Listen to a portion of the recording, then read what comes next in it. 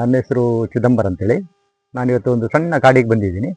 ಇಲ್ಲೊಂದು ಗಿಡದಲ್ಲಿ ಕಾಯಿ ಬಂದಿದೆ. ಇದು ಏನಂತ ಹೋಗಿ ನೋಡೋಣ ಅಂತೇಳಿ ಈ ಗಿಡದ ಹತ್ರ ಬಂದಿದ್ದೀನಿ. ನೋಡಿ, ಇದೇ ಗಿಡ, ಇದೇ ಗಿಡ.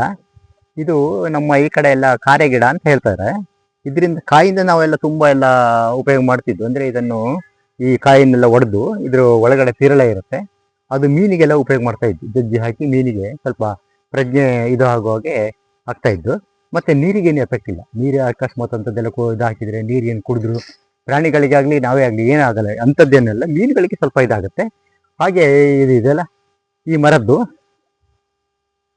ಮರದ ತೊಗಡೆ ಇದೆಯಲ್ಲ, ತೊಗಡೆ ಮತ್ತೆ ಬೇರು ಎರಡು ಇದನ್ನು ಅರ್ದು ಲೇಪ ಟೈಪ್ ಮಾಡಿ ಈ ಊತ ಮತ್ತೆ ಕೆಲವೆಲ್ಲ ಈ ಚೇಳುಗಳು ಆಗಲಿ ಅಥವಾ ಇಂಬಳ ಅಥವಾ ಸಣ್ಣ ಸಣ್ಣ ಯಾವುದಾದ್ರೂ ವಿಷಕಾರಿ ಹಪ್ಪಟ್ಟೆ ಹಾವುಗಳು ಯಾವುದಾದ್ರೂ ಕಾಲಿ ಕಚ್ಚಿ ಊದಿದ್ರೆ ಈ ಮರದ್ದು ಬೇರು ಮತ್ತು ಈ ತೊಗಡೆಯನ್ನು ಅದನ್ನು ಕ್ಲೀನ್ ಹಚ್ಚಿದ್ರೆ ವಾಸಿ ಆಗುತ್ತೆ.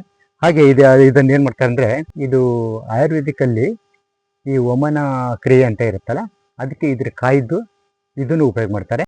ನೋಡಿ, ಇದರಲ್ಲಿ ಆಯುರ್ವೇದಿಕಲ್ಲಿ ಈ ಕಫದೋಷ ಮತ್ತು ಪಿತ್ತದೋಷ ಇದೆಯಲ್ಲ, ಅದೆರಡು ಹೊರಗೆ ಹಾಕ್ಲಿಕ್ಕೋಸ್ಕರ ಇದನ್ನು ಹಣ್ಣನ್ನು ಒಳ್ಳೆ ಅದರ ಒಳಗಡೆ ಬೀಜವನ್ನು ಒಣಸಿ ಪುಡಿ ಮಾಡಿ ಇಟ್ಕೊಂಡಿರ್ತಾರೆ.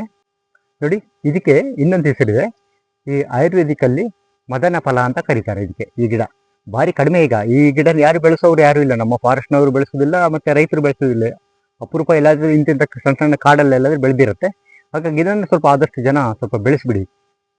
ಓಕೆ ಸರ್, ತುಂಬ ಥ್ಯಾಂಕ್ ಯು.